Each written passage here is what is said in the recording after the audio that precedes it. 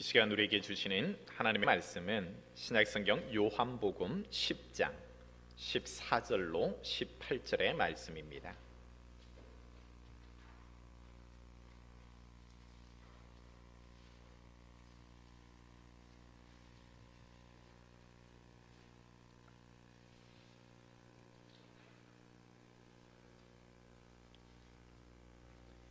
말씀을 봉독해 올리겠습니다. 나는 선한 목자라. 나는 내 양을 알고 양도 나를 아는 것이 아버지께서 나를 아시고 내가 아버지를 아는 것 같으니 나는 양을 위하여 목숨을 버리노라. 또 이 우리에 들지 아니한 다른 양들이 내게 있어 내가 인도하여야 할 터이니 그들도 내 음성을 듣고 한 무리가 되어 한 목자에게 있으리라. 내가 내 목숨을 버리는 것은 그것을 내가 다시 얻기 위함이니 이로 말미암아 아버지께서 나를 사랑하시느니라. 이를 내게서 빼앗는 자가 있는 것이 아니라 내가 스스로 버리노라. 나는 버릴 권세도 있고 다시 얻을 권세도 있으니 이 계명은 내 아버지께서 받았노라 하시니라. 아멘. 좌우에 계신 분과 인사 한번 나눕시다. 예수님 안에서 사랑합니다.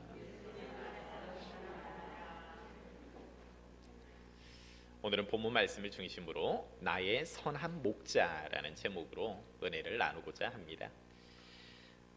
예수님께서는 요한복음 10장을 통하여서 나는 양의 문이다 라고 말씀하시고 이후에 나는 선한 목자다 라고 또 말을 해주셨어요. 내가 양의 문이다 라는 것은 모든 양들이 그 문을 통하여서 들어가고 나가고 그 양의 문이 되신 예수님께서는 그 양들을 살피시고 또 그 우리 안에 들어오는 모든 이들을 아신다라는 겁니다. 그래서 이것이 상징하는 것은 오직 하나님께 나아갈 수 있는 유일한 길, 구원의 유일한 길은 양의 문인 예수 그리스도를 통하여야만이 구원을 얻게 된다라는 것입니다. 뿐만 아니라 오늘 본문 속에서 주어지고 있는 나는 선한 목자다라고 말씀하시면서 그 목자의 인도함을 받음으로 하나님의 나라에 이를 수 있다라는 겁니다. 그 목자를 잘 따라갈 때에 그 인도함을 받게 되어질 때에 우리는 그 목적지까지 안전하게 갈 수 있다라는 것입니다. 예수님께서는 그 양들을 위하여서 오늘 본문의 말씀에 보면은 내가 그 양을 알고 또 나는 그 양들을 위하여서 내 목숨까지도 그들을 위하여서 내어 놓을 준비가 되어 있다라고 말씀하십니다. 아낌없이 목자는 그 양들을 위하여서 자기의 모든 것을 주실 수 있다라고 말씀합니다. 근데 우리가 이것을 누릴 수 있어야 하는 것은 양이 목자를 제대로 알 때에 이것을 그 목자가 주는 것을 모든 것을 누릴 수가 있다라는 겁니다. 그래서 오늘 설교를 통하여서는 목자 대신 예수님에게 초점을 맞추기보다는 오히려 양인 우리가 어떻게 목자에 대하여서 그분을 알고 그의 음성을 듣고 또 그분을 따를 것인가, 그러므로 그분이 주시는 영원한 생명과 풍성함을 누리게 될 것인가 하는 것을 초점을 맞추어서 은혜를 나누고자 합니다. 양인 우리는 목자에 대해서 잘 알아야 한다라는 겁니다. 목자에 대해서 잘 알지 못할 때에 우리는 많은 문제가 우리 인생에 발생할 수가 있습니다. 교회 공동체에서도 그렇고 개인의 가정, 삶에 있어서도 마찬가지입니다. 무언가를 제대로 알지 못함으로 많은 문제들이 발생하기 마련이라는 거죠. 여기서 예수님께서도 14절의 말씀에 보면 나는 선한 목자라. 나는 양을 알고 양도 나를 아는 것이라고 말씀하시면서 예수님께서 나는 양도 아는데 양도 나를 안다라고 표현합니다. 여기에서 안다라는 그 표현은 단순히 그냥 지식적으로 내가 아는 것을 의미하지가 않습니다. 그냥 난리지해서 개념적으로 지식적으로 아는 것이 아니라 이것은 하나의 커뮤니엄 그리고 펠로우십해서 친교하고 교제함으로 내가 그를 깊이 안다라는 겁니다. 피상적으로 우리가 셰익스피어도 알고 플라톤도 알고 소크라테스도 알고 예수도 알고 여러분 김정은도 알지 않습니까? 근데 여러분이 알면은 얼마나 그에 대해서 진정으로 알고 있습니까? 세상 사람들은 나도 예수 안다, 석가도 알고 나는 알라도 안다 라고 하지만 우리가 지식적으로 아는, 개념적으로 아는 알면 그냥 지식으로만 머물지 그것이 진정한 알미라라고는 할 수가 없다라는 겁니다. 그래서 여기서 예수님께서 말씀하시는 내가 너를 안다, 내 양을 안다 라는 것과 그리고 우리가 목자를 안다라는 이 개념 속에서는 이 난리지적인 개념적인 것이 아닌 바로 교제, 친교의 알을 알기로 원하셨습니다. 예수님께서 마태복음 11장 19절의 말씀에 보면 영이신 하나님이셨지만 그분은 이 땅에 성육신하셔서 인자가 와서 먹고 마시고 말하기를 즉 죄인들과 먹고 마시고 즐기셨다라는 겁니다. 그들의 삶에 깊숙이 오셔서 그들의 삶을 알아가셨다라는 겁니다. 히브리서 4장 15절의 말씀에 보면은 친히 우리의 삶을 우리의 고통을 체휼하신 주님이라고 말합니다. 그래서 우리에게 있는 대제사장은 우리의 연약함을 동정하지 못하실 리가 아니요 모든 일에 우리와 똑같이 시험을 받으신 이로되 죄는 없으시니라. 친히 인간이 겪는 모든 고난과 슬픔과 아픔 이 모든 것을 체휼하신 경험하신 분이 바로 예수님이셨습니다. 그래서 그런 분이시기에 우리의 모든 아픔도 슬픔도 절망도 능히 이해하시고 그것을 해결해 주실 수 있는 분이다라고 말씀하고 있죠. 그래서 사도 바울은 이제 양인 우리가 목자에 대해서 잘 알아야 된다라고 이야기를 합니다. 알지 못할 때 사도 바울도 제가 설교를 통해서 자주 말씀드리지만 많은 문제를 일으켰어요. 그는 하나님의 나라를 위해서 하나님을 위해서 열심히 일한다고 하지만 예수님에 대한 즉 하나님께서 메시아로 보내신 예수에 대해서 제대로 알지 못했을 때 예수는 죽어 마땅하고 그 따르는 무리들은 오히려 이 세상에서 없어져야 한다라는 거예요. 그래서 그는 핍박하는데 예수 믿는 사람들 핍박하는데 잡아 죽이는데 그는 열심을 내었죠. 즉 예수를 제대로 알지 못함으로 말미암아 그의 인생에 있어서 열심히 하면 할수록 그가 일을 하나님을 위하여 라고 하면서 일을 하면 할수록 더 하나님의 나라를 가로막는 그런 어리석음을 범하게 되어졌다라는 겁니다. 그러나 예수님을 다메섹 도상에서 체험하고 난 이후에 바울의 삶은 전혀 다르죠. 어떻습니까? 제가 자주 인용하지만 빌립보서 3장 7절로 8절의 말씀에 보면 그는 예수를 아는 지식이 가장 고상함을 아는 거예요.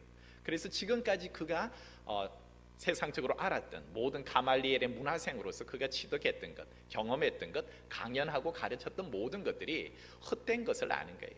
유대의 율법으로서 그가 구원받는다라는 구원관을 가졌고 그것을 강연하기도 하고 가르침을 받고 때로는 열심히 가르치기도 했어요. 그러나 이 모든 것이 쓰레기임을 아는 거예요. 그래서 예수님을 제대로 알게 되어질 때 이 모든 것이 오히려 예수님께 나아가는 것, 메시아로 고백하고 나의 구원자로 고백하는데 아무런 소용이 없고 걸림돌만 되었구나라고 할 때 그는 가감하게 가장 고상한 것이 예수 그리스도를 아는 지식이 가장 고상하다. 그래서 나는 지금까지 취하였던 모든 것을 배설물로 버려버린다라는 겁니다. 그러면서 에베소서 4장 15절의 말씀에 오직 사랑 안에서 참된 것을 하며 범사에 그에게까지 잘할지니라. 그는 머리니 곧 그리스도라. 여러분 성도들의 삶이 그리스도를 아는 지식, 즉 나의 목자를 아는 것에 자라기를 원하는데 단순히 개념적인 그냥 조금 안다라는 차원이 아닌 더 깊이 알기를 원하는 거예요. 내가 그리스도를 아는 지식이 가장 고상하게 계속해서 세상의 모든 지식 알아가는 것 그것은 다 버려버리고 이제는 나의 목자이신 주님을 알기에도 오히려 나는 부족하게 그의 모든 삶의 목표 방향성을 바로 그리스도를 아는 그 지식에 오히려 올인하는 거예요. 그럴 때 그의 인생 가운데 지금까지 체험하지 못하였던 그리스도의 세계가 펼쳐지게 되죠. 그래서 고린도후서 12장에 그는 삼천천의 세계를 경험하지 않습니까? 하나님께서 그의 영의 세계를 활짝 열어주실 때에 그는 세상의 삶을 사는 것이 아니라 바로 그곳에서 그리스도와 더불어서 하나님 나라를 경험하고 살지요. 환상과 계시가 그에게 날마다 부어지고 그리스도가 내 안에서 말씀하시고 나는 그 말씀을 듣고 순종하는 자로서 살아가는 삶을 산다라는 겁니다. 이것이 바로 그리스도를 깊이 아는 지식. 그래서 사도 바울이 우리에게 너희는 예수를 깊이 알아라 라고 이야기를 하는 겁니다.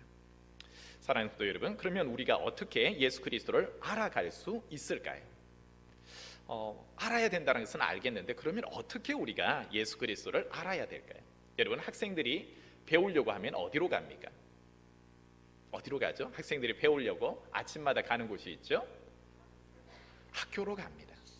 자녀들이 학교 가는 걸 참 싫어하죠. 배우는 것을 참 싫어하기도 하고 요즘에 시험 기간이라서 누가 시험 만들어 놨노 하면서 스트레스를 많이 받기도 합니다.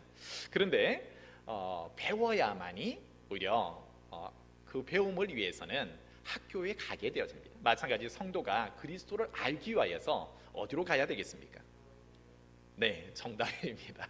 교회로 와야 합니다. 여러분, 세상에 그리스도에 대해서 많은 이야기를 합니다. 철학자들은 철학자의 입장에서 그들이 알고 있는 예수 그리스도를 이야기합니다. 점쟁이들은 점쟁이들을, 그리고 정치가들은 정치적인 마인드로 예수를 이야기합니다. 유대인들은 유대인들의 입장에서 그는 우리의 메시아가 아니다라고 이야기를 합니다. 이방인들은 이방인 나름대로, 헬라인들은 헬라인 나름대로의 사고관을 가지고 자기의 지식을 가지고 그리스도를 이야기합니다. 그러나 그것이 진정한 그리스도일까요? 그것이 그 말을 들음으로 세상의 잡다한 지식을 많이 들음으로 그리스도에 대해서 알아갈 수 있을까요? 여러분, 요즘에 궁금한 거 있으면 뭐만 치면 나옵니까? 네이버에게 물어봐라고 하지 않습니까? 오히려 그냥 인터넷 검색만 하면 웬만한 지식들은, 정보들은 다 쏟아지게 되어져 있습니다. 다 알게 합니다. 그런데 거기에는 참된 정보도 있고 거짓 정보들, 참된 뉴스도 있지만 거짓 뉴스들도 많아서 우리를 미혹하고 현혹함으로 우리가 무엇을 취하고 버려야 할 건가, 그것을 알지 못합니다. 사단은 교묘하게 그런 곳에서 우리의 마음을 이렇게 유혹하고 뺏어버립니다. 그러하기에 우리가 진정으로 배워야 할 곳은 바로 교회에 나와서 하나님에 대하여서, 예수 그리스도에 대하여서, 목자에 대해서 배울 수 있어야 된다는 겁니다. 우리 성도님들은 그러한 배움이 있기를 주의 이름으로 소망합니다. 여러분, 교회 밖에서 배우는 것은 무조건 위험하다고 보시면 됩니다. 바로 이단들, 신천지가 가장 절개하는 것이 교회 밖으로 유인해서 성경 공부하자라는 것으로 미혹하고 넘어뜨리지 않습니까? 그래서 교회 밖에 공부는 절대로 하셔서는 안 된다라는 겁니다. 그래서 교회 안에서 여러분이 학생이 학교에서 교육을 받듯이, 그리고 알아가듯이 예수 그리스도에 대하여, 목자에 대해서 아는 것은 교회를 통하여서 여러분이 배워야 한다라는 겁니다. 영적 성장에도 지름길이 있다라고 제가 말씀을 드리죠. 여러분이 교회에 와서 내가 뭘 해야 될지, 오늘도 세 가족이 오셨는데 처음 교회에 오셨어요. 그럴 때 지금 예배 드리는 것도 생소해요. 어떻게 하나님을 찬양하고 예배하고 성경이 뭔가, 예수님이 누군가, 하나님이 누군가도 잘 알지 못해요. 그럴 때에 그것에 대하여서 하나하나 배워나가야 된다는 겁니다. 그럴 때 세가족반이 있고 때로는 양육반이 있습니다. 그럴 때에 그것을 통하여서 하나님이 이런 분이고 또 성령님이 이런 분이고 예수님이 이런 분이시고 교회 생활은 이렇게 해야 되는구나, 나름대로의 그것에 대하여서 배움을 가지면 그 배움의 과정 속에 오히려 이제 그것을 기반으로 하여서 더 깊이 들어갈 수가 있다는 겁니다. 또한 예배를 통하여서 여러분이 또 하나님의 말씀을 들음으로 그 안에서 믿음이 점점 자라나게 되어 있다는 겁니다. 믿음이 자라는 것은 들음으로 그 믿음이 자란다라고 하지 않습니까?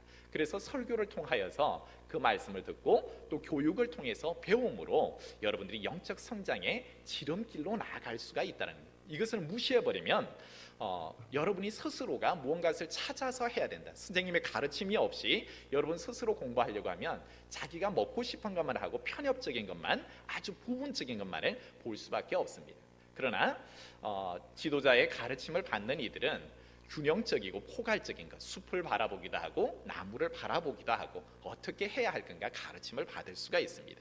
이것은 마치 원리가 피아노를 배우려고 하면 피아노 학원에 가서 피아노를 배우지요.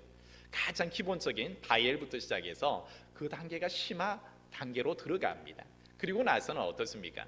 가장 기본적인 거 도자리가 어디고 도레미파솔라시도를 할 수 있어야 되고 화음을 넣을 줄도 알아야 되고 이런 것을 배우지 않습니까? 스스로 터득하는 것은 아니에요. 가장 기본적인 것을 배우고 난 이후에는 그는 이제 학원에 가서 자기가 하고 싶은 것을 칩니다. 2-3시간, 때로는 10시간 때로는 더 많은 시간을 주면은 그는 이제 악보에 있는 것만 치는 것이 아니라 그것을 기반으로 하여서 자기가 작곡하고 자기가 때로는 작사하여서 자기의 곡을 만들 수 있어서 이제는 그 곡과 서로 이렇게 호흡하면서 예술적인 창작의 작품들이 일어나게 되어지고 자기 또한 그 작품을 통하여서 많은 사람들에게 영향을 줄 수 있는 사람이 되어지는 겁니다. 영적 원리도 마찬가지예요. 우리가 하나님에 대해서 아는 것, 목자에 대해서 아는 것은 여러분이 배움을 먼저 기본으로 가지시면 교회의 교육과 예배를 통해서 여러분이 가장 기본적인 것을 습득할 때 심화 단계로 들어가는 것은 바로 기도의 자리라고 할 수가 있습니다. 배운 것을 가지고 여러분이 이제 하나님에 대하여서 예수 그리스도 이름으로 여러분이 기도할 때에 기도는 하나님과의 영적 대화라고 하지 않습니까? 호흡이라 하지 않습니까? 그 하나님에 대하여서 하나님의 이름을 부를 때에 영이신 하나님께서 나를 찾아오시고 나에게 열어주시고 만나주시는 것을 경험하게 되어지는 겁니다. 그때 비로소 우리는 영이신 하나님과 하나님의 자녀로서 영적 교제가 교통이 일어나게 되는 겁니다. 펠로우십이 일어나는 거예요. 그래서 예수님께서는 너는 나의 친구라 라고 하고 친구에게 있어서는 종에게는 하나님의 깊은 뜻을 가르쳐주지 않지만 친구인 너에게 있어서는 내 아버지의 깊은 것까지 다 알게 하겠다 하면서 하나님의 뜻이 어디에 있는가도 알게 되어지고 하나님의 나라와 의를 꿈꾸며 또한 그 나라를 위하여서 달려갈 수 있는 사람이 되어진다라는 겁니다. 여러분, 우리 인생에 있어서 우리의 목자를 잘 알 수 있기를 소망합니다. 그래서 교회 생활, 특별히 예배의 생활과 가르침을 받는 그런 시간들, 그리고 더 깊은 심화의 단계인 기도의 자리로 여러분이 나아가셔서 그리스도를 깊이 아십시오.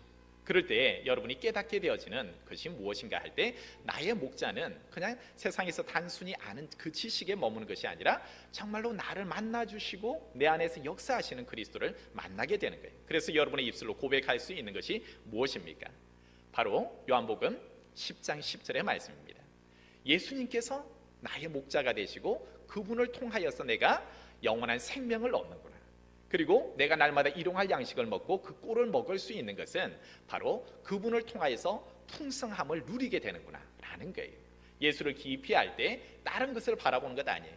사도 바울이 세상에 다른 것을 많이 취하고 자기의 것으로 가져오는 것 아니라 가져왔던 모든 것을 버려버리고 그리스도를 아는 지식이 가장 고상하기에 나는 오직 그리스도를 내 안에 알고 그리스도로 충만하고 다른 모든 것은 버리겠다 한 그것처럼 저와 여러분의 인생에 있어서도 그리스도를 깊이 알므로 하나님이 주시는 생명과 풍성함을 누릴 수 있기를 주의 이름으로 소망합니다.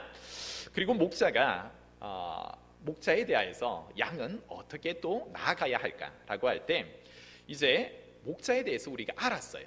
그분이 구원자시구나. 그분이 우리에게 오늘도 풍성함을 주시는 인생의 모든 문제를 해결해 주시는 분이구나 라는 것을 알게 되어질 때에 양이 해야 되는 것은 3절과 16절의 말씀을 통하여서 우리에게 말씀하고 있는 바와 같이 목자의 음성을 들을 수 있어야 한다라는 겁니다. 16절 중반절에 보면은 이렇게 말하고 있죠. 그들도 내 음성을 듣고 라고 이야기를 합니다. 목자는 양의 음성을 듣고 양은 목자의 음성을 들을 수 있어야 한다라는 겁니다. 예수님이 나의 구원자다.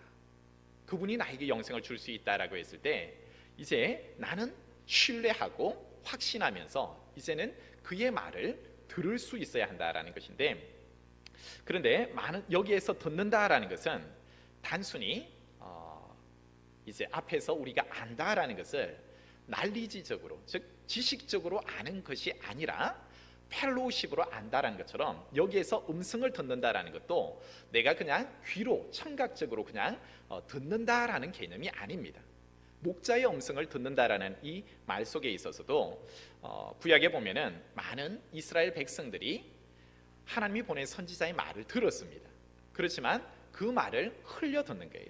예레미야 3장 13절의 말씀에 보면은 너는 오직 내 죄를 자복하라. 이는 내 여호와를 배반하고 내 길로 달려 이방인들에게로 나아가 모든 푸른 나무 아래로 가서 내 목소리를 듣지 아니하였습니다. 여호와의 말씀이니라. 하나님은 선지자나 예언자들 그리고 목자들을 통하여서 그 백성들이 하나님의 말씀을 듣고 바른 길을 가기를 원하셨어요.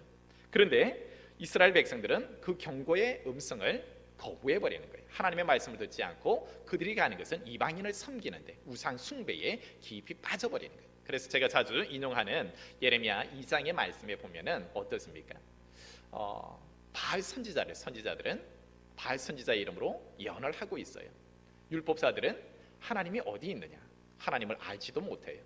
모든 이들이 우상 숭배에 깊이 빠져 있는 이스라엘 백성들을 바라보는 거예요. 예수님 당시에도 마찬가지였죠. 예수님께서 이 땅에서 복음을 전하셨어요. 그런데 유대인들은 어떠했습니까? 그 복음을 듣기는 듣되 받아들이지를 않는 거예요. 그래서 예수님께서 요한복음 8장 43절에 답답하셔서 이렇게 말씀하십니다. 어찌하여 내 말을 깨닫지 못하느냐? 이는 내 말을 들을 줄 알지 못함이로다.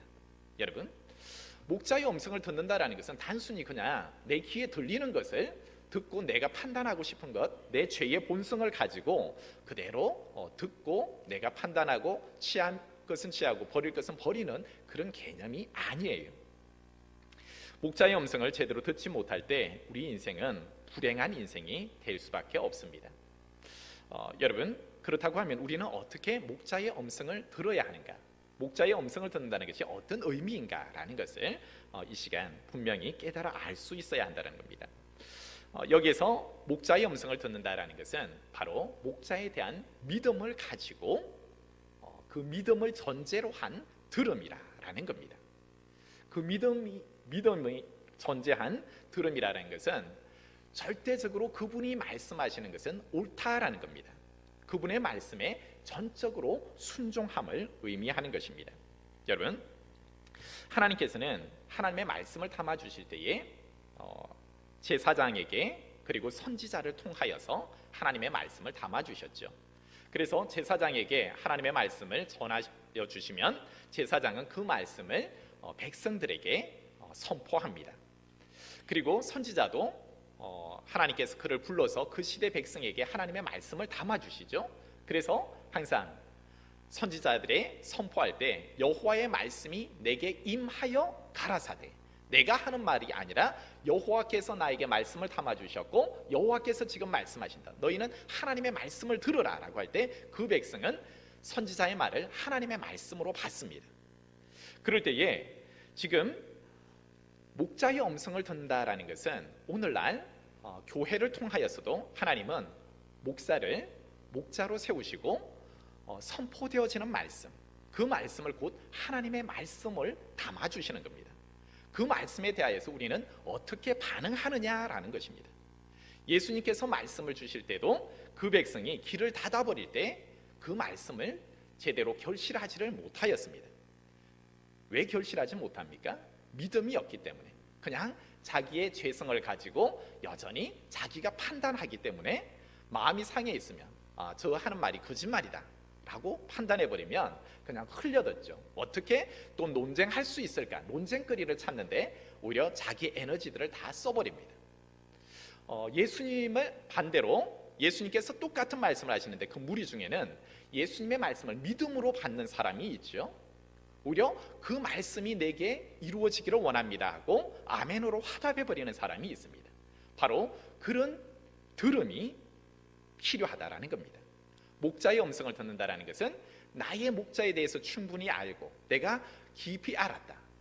그분의 목자는 나의 구원자다라고 할 때 그분의 말씀을 하나도 놓치지 않는 거예요. 그리고 그분이 하시는 말씀은 반드시 내 삶에 이루어진다라는 믿음을 가지고 확신을 가지고 그것이 내 삶 가운데 이루어지기를 원합니다 하고 아멘으로 받아버리는 거예요.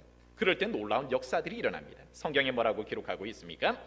누가복음 17장 11절로 19절의 말씀에 보면 10명의 나병 환자 이야기가 나옵니다. 제가 금요 기도회를 통해서도 말씀을 전하였는데 예수님께서 예루살렘을 올라가실 때 사마리아와 갈릴리 사이를 지나가실 때 10명의 나병 환자가 이렇게 외칩니다. 예수 선생이여 우리를 불쌍히 여기소서라고 그렇게 외칩니다. 우리가 나병 환자이기 때문에 나의 병을 고쳐주세요 라는 거죠. 나는 문제가 있습니다. 이런 문제가 때문에 정말 사람들로부터 가족들로부터 버림받고 인간답지 못한 짐승과 같은 삶을 살고 있습니다. 우리를 불쌍히 여겨주세요. 이 병 좀 고쳐주세요 하는 마음이죠. 그런데 예수님께서 어떻게 하십니까? 그들을 보시고 14절에 보면은 가서 제사장들에게 너희 몸을 보이라 하셨더니 그들이 가다가 라고 표현을 합니다. 뭐냐면 예수님께서 그들을 만져주신 것도 아니에요. 그냥 예수님께서 그들에게 10명의 나병 환자에게 한 말은 제사장들에게 가서 너희 몸을 보이라, 가서 제사장들에게 너희 몸을 보이라라고 할 때 예수님께서 주시는 말씀을 그 나병 환자들은 그대로 받은 거예요. 그리고 뭔가 의문을 제기하지도 않고 질문하지도 않고 그대로 그 말씀이 내게 이루어지기를 원합니다 하고 그대로 가는 거예요. 제사장에게로 가는 거예요. 그럴 때에 어떻게 되어졌냐 하니까 깨끗함을 받은지라, 치유 사건이 그 자리에서 일어나게 되는 겁니다. 예수님께서 하시는 말씀은 그대로 내 삶 가운데 이루어지기를 원합니다. 예수님께서 가라 하셨으니 나는 그 말씀 순종하여서 가다가 그들은 치유함을 받은 줄 믿습니다. 여러분 사무엘상 1장 9절로 20절의 말씀에 보면 한나 이야기가 나옵니다. 한나가 심히 괴로움이 있는 여인이었죠. 우리도 구역에 한나 구역이 있는데 그 엘가나의 아내로서 시집을 갔지만 자녀가 없으므로 그는 심히 어려운 가운데 고통 가운데 있어요. 자녀가 없다는 것은 당시로서는 하나님의 형벌로 그가 자녀가 없다라고 여겨졌기 때문에 그는 저주받은 인생이라 생각하고 손가락질 받습니다.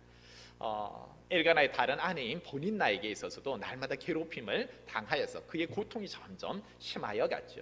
그럴 때 그는 해마다 성전에 올라가서 하나님께 기도하였어요. 자기의 문제를 놓고 하나님께 기도할 때에 응답이 바로 이루어지지가 않았어요. 그날 그때 엘리 제사장이 그 여인이 술에 취하는 줄 알고 성전에서 오랜 동안 기도하는 그에게 가서 어쩐 연유냐라고 물을 때에 나는 마음이 슬픈 여인입니다. 이러이러해서 이렇게 기도 중에 있습니다. 제가 술에 취한 것이 아니라 이러이러한 슬픔 때문에 하나님께 지금 내 마음을 이렇게 토해놓고 기도 중에 있습니다 라고 하는 거예요. 그때 엘리 제사장이 이렇게 이야기합니다. 1장 17절의 말씀에 보면 평안히 가라, 이스라엘의 하나님이 내가 기도하여 구한 것을 허락하시기를 원하노라 하니 18절에 이르되 당신의 여종이 당신께 은혜 있기를 원하나이다 하고 가서 먹고 얼굴에 다시는 근심빛이 없었더라. 그리고 20절에 보면 한나가 임신하고 때가 이름에 아들을 낳으니라 라고 기록합니다. 무엇입니까? 내 인생에 있어서 하나님께 기도하여도 기도 응답이 없었지만 하나님께서는 당시에 성전에 엘리 제사장을 통하여서 그 여인을 통하여서 선포할 말씀을 주신 거예요. 그래서 그 말씀을 성령에 감동되어서 선포하죠. 이스라엘의 하나님이 내가 기도하여 구한 것을 허락하시기를 원하노라 할 때 한나가 한 것이 무엇입니까? 아멘, 은혜 받기를 원합니다. 그 말씀이 내 삶 가운데 이루어지기를 원합니다라고 할 때 하나님은 바로 그 자리에서 역사하여 주시사 태의 문을 여시고 아들을 주신 줄 믿습니다. 여러분 이것이 바로 목자의 음성을 듣는 거예요. 목자의 음성을 들을 때 이래도 되고 저래도 되고 흘려 듣는 것이 아니에요. 마찬가지 여러분 주일날 설교를 통하여서 주중의 예배를 통하여서 선포되어지는 하나님의 말씀이 있어요.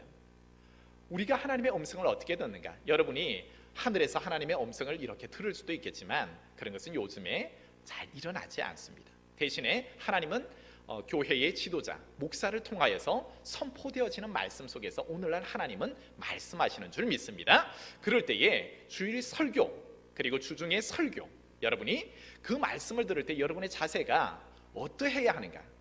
바로 믿음이 전제되어지고 선포되어지는 말씀에 아멘으로 하도할 수 있기를 소망합니다. 그럴 때 그 자리에서 바로 하나님의 역사를 경험할 수 있습니다. 제가 자주 인용하는 고넬료가 어떠하였습니까? 고넬료는 사도행전 10장 33절의 말씀에 보면 우리는 주께서 당신에게 명하신 모든 것을 듣고자 하여 다 하나님 앞에 있나이다. 여러분 이방인인 고넬료가 베드로의 설교를 듣기 전에 우리는 하나님 앞에 있습니다 라는 거예요. 하나님의 말씀을 듣겠습니다 라는 거예요. 그래서 지금 베드로가 하는 말을 나는 하나님의 말씀으로 받겠습니다 하고 그 말씀을 들을 때에 그 자리에 성령이 충만하게 임하고 온전히 이방인들이 구원받은 줄을 믿습니다. 여러분 이 예배 시간 다시 한번 하나님의 음성을 듣기를 소망합니다. 여러분 저와 여러분의 인생 가운데 하나님의 말씀이 선포될 때 여러분 놓치지 마십시오. 목사님 오늘 설교에 죽을 써네, 된 밥을 주네, 완전히 태우셨네, 왜 이리 길까, 언제 끝나노? 여러분 세상의 잡다한 생각들로 여러분 가득 차지 마십시오. 예수님이 말씀하셔도 유대인들이 흘려 들을 때 그 말씀은 그들에게 열매 맺지를 못하였습니다. 그냥 청각적으로 들을 때 내 지식, 죄성을 가지고 들을 때 그것은 예수님이 말씀하셔도 듣지를 않습니다. 하물며 목사가 이야기하는데 여러분 그 말이 들려지겠습니까? 그러나 결실하는 하나님의 목자의 음성을 듣는 것을 어떻게 가능합니까? 믿음을 세우는 거예요. 하나님이 지금 말씀하신다. 나는 하나님 앞에 세워져 있다. 지금 하나님께서 목사를 통하여서, 선지자를 통하여서, 제사장을 통하여서 말씀을 담아주셨다. 이 말씀은 곧 나에게 하는 말씀이다 라고 믿을 때에 오히려 그 말씀 여러분 아멘으로 하답할 때 그 자리에서 치유가 일어나고 여러분의 인생의 문제가 해결되는 거예요. 한나의 문제가 해결되고 고넬료의 가정에 구원이 임하는 것처럼 그러한 은혜들을 날마다 누릴 수 있는 저와 여러분 되기 위하여서 항상 목자의 음성에 귀 기울이고 믿음으로 반응하고 아멘으로 하답하는 인생 되어지기를 다시 한번 축복합니다. 마지막으로 이제 우리가 양이 목자에 대해서 어떻게 해야 할까라고 할 때 그것은 바로 목자를 따르는 삶을 살아야 한다라는 겁니다. 여러분의 인생에 있어서 내가 목자를 잘 알았어요. 그리고 목자의 음성을 들었어요. 그런데 그 음성을 들었다고 하면은 즉각적인 순종, 내 삶의 자리에 실천이 필요하다라는 겁니다. 10장 4절의 말씀 하반절에 보면 양들이 그의 음성을 아는 고로 따라오되라고 표현하고 있고 27절의 말씀에도 내 양은 내 음성을 들으며 나는 그들을 알며 그들은 나를 따르느니라 라고 말하고 있습니다. 양은 목자를 따라가야 되는 거예요. 양이 이제 알았으니까, 음성 들었으니까 내 마음대로 이곳저곳 가는 게 아니에요. 양은 반드시 따라가야 하는 게 목자를 따라가야 한다라는 것입니다. 여러분, 그 목자를 따라가야만이 내 인생에 있어서 9절의 말씀, 내가 문인이 누구든지 나로 말미암아 들어가며 구원을 받고 또 들어가며 나오며 꼴을 얻는다라는 것입니다. 여러분, 우리 인생에 있어서 꼴을 얻을 수 있는 것은 다른 싹군 목자를 따라가는 게 아니에요. 세상에 여러분 교회에 목사보다 더 뛰어난 사람들 많습니다. 숙박사, 때로는 더 부유하고 권력을 가진 많은 사람들도 있습니다. 그분들이 나를 따라오라, 여러분 이만희가 여러분 따라오라 라고 할 때 이만희를 따르는 수많은 무리들이 있죠. 여러분 그분 따라가겠습니까? 사단은 끊임없이 유혹합니다. 사람이 나를 따르라 라고 할 때 사람들은 눈에 보이는 가시적인 것을 따라가고 때로는 신비한 능력들을 행할 때 그 능력 행하는 사람을 쫓아서 많이 갑니다. 그러나 그 인생은 결과적으로 실패할 수밖에 없습니다. 양이 따라야 하는 것은 목자인 줄 믿습니다. 목자가 누구입니까? 바로 예수 그리스도가 우리의 목자 되시는 줄 믿습니다. 여러분, 예수 외에 다른 사람이 없어요. 이방인들은 거짓 선지자들은 자기가 스스로 목자다라고 해서 자기를 따르라라고 이야기를 합니다. 그런데 그가 꼴을 먹일 수가 있겠습니까? 영원한 생명을 줄 수 있겠습니까? 그러지를 못한다라는 겁니다. 목자 대신 주님께서 나를 따르라라고 말하고 계십니다. 그럴 때 양들이 할 수 있는 것은 무엇입니까? 나의 목자가 누구신가 하는 것을 분명히 알았지 않습니까? 이제 그 음성이 내가 믿음으로 받았지 않습니까? 그럴 때 그는 행하는 거예요. 목자가 가자는 것, 주님께서 가자 하는 것, 선포된 말씀을 통하여서 그 말씀이 내 심령을 찔렀다고 하면은 그 말씀을 쫓아가는 거예요. 단순히 그냥 흘려듣는 말이 아니라 이제 그 말씀을 내 삶 속에서 치열하게 한번 살아보는 거예요. 그래서 사도 바울은 이렇게 고백합니다. 빌립보서 4장 12절로 13절의 말씀 속에 나는 비천에 처할 줄도 알고 풍부에 처할 줄도 알아 모든 일 곧 배부름과 배고픔과 풍부와 궁핍에도 처할 줄 아는 일체의 비결을 배웠노라. 여러분, 주님께서 사도 바울을 사도로 삼으시고 그를 데려가는 거예요. 시편 23편의 말씀처럼 때로는 그를 푸른 풀밭, 쉴만한 물가로 인도하시기도 해요. 그렇지만 배부르게도 하고 풍성하게도 하고 모든 것이 풍족하게도 하실 때가 있어요. 그렇지만 항상 그곳으로 바울을 인도해 간 게 아니에요. 바울은 목자가 너는 또 내가 이끄는 곳으로 가자 할 때 사망의 음침한 골짜기로 갈 때가 있는 거예요. 그래서 그는 배고픔과 때로는 궁핍함에 처하는 동족의 위험, 배고픔, 추위, 여러 가지 태형을 맞기도 하고 갇히기도 하죠. 여러 가지 어려움도 있는 거예요. 그러나 주님께서 가자 하시는 그곳을 내가 좋은 곳만 선택하여서 가는 것이 아니라 양은 목자가 가라 하는 곳, 가자 하는 곳, 그곳을 따라가는 것이 양인 줄 믿습니다. 그래서 예수님을 따르는 그 삶 가운데 여러분 체험하게 되는 것이 무엇입니까? 주님께서 나를 따르라 할 때 우리를 죽으라 하겠습니까? 그렇지가 않은 거예요. 가끔씩은 어렵고 험한 길도 있습니다. 그러나 빌립보서 4장 13절의 말씀처럼 내게 능력 주시는 자 안에서, 내게 능력 주시는 자 안에서 내가 모든 것을 할 수 있느니라. 사도 바울의 고백입니다. 내가 그동안 아는 모든 지식 버려버렸고 예수 그리스도만을 아는 그 지식을 가장 고상한 것으로 알고 이제는 그것만을 내가 추구하는 거예요. 때론 다른 세상의 말을 듣는 것이 아니에요. 나는 나의 목자의 음성만을 듣겠다라는 거예요. 그래서 그리스도가 내 안에, 나의 목자가 내게 말씀하시고 나는 그 말씀을 듣는다라는 거죠. 그리고 그 말씀을 듣고 날마다 그 목자가 가라는 곳을 이제는 따라가는 거예요. 그 따르는 삶 속에서 그가 고백하는 것은 내가 따랐더니 아무것도 없다, 헛되이 따랐다는 것이 아니라 내게 능력 주시는 자가 있는데 내게 능력 주시는 자 안에서 나는 모든 것을 할 수 있음을 고백하고 그의 삶뿐만 아니라 그가 가는 곳마다 그리스도의 복음이 전하여지고 수많은 영혼들이 살아나는 줄 믿습니다. 오히려 저와 여러분의 인생에 있어서 예수 그리스도를 따를 때 그리스도를 분명히 알고 그의 음성을 듣고 믿음으로 반응하고 때로는 그분을 온전히 따라 살아갈 때 여러분 우리에게 있는 것은 복음의 능력이 있고 복음의 능력을 가진 자에게서는 세상이 감당하지 못하는 사람이 되는 거예요. 그래서 어떤 상황 가운데 놓여지더라도 베드로가 사내들인에 잡혔어요. 배움이 없는 자였죠. 그렇지만 그에게 말씀을 담아주시는 이가, 그들을 물리치는 이가 누구였습니까?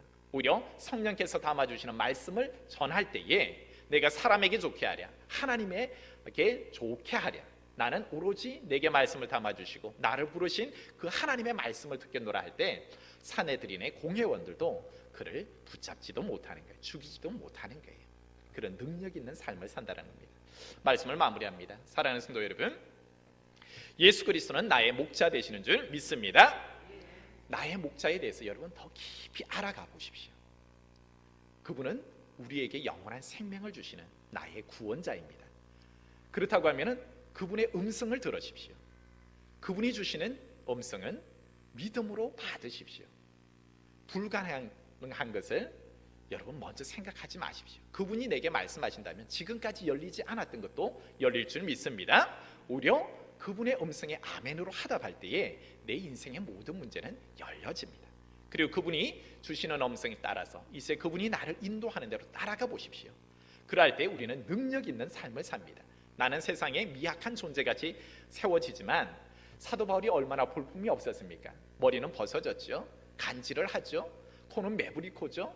안질은 좋지 못하죠. 말은 어눌하게 하죠. 세상에서 아무런 별 볼품 없는 외모예요. 그리고 은변이에요. 그렇지만 어떻습니까?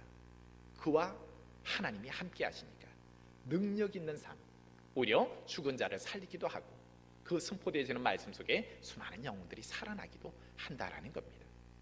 저와 여러분의 인생에 있어서 이제 양으로서 이 세 가지를 잘 기억하고 우리가 주님을 따를 때에 우리의 삶에 있어서는 목자가 주시는 영원한 생명과 풍성한 꼴을 누리면서 예수 믿으면서 목자가 주시는 그 은혜를 누리며 행복하게 신앙생활할 줄 믿습니다. 그러한 은혜들이 저와 여러분의 인생 가운데 충만하기를 다시 한번 축복합니다.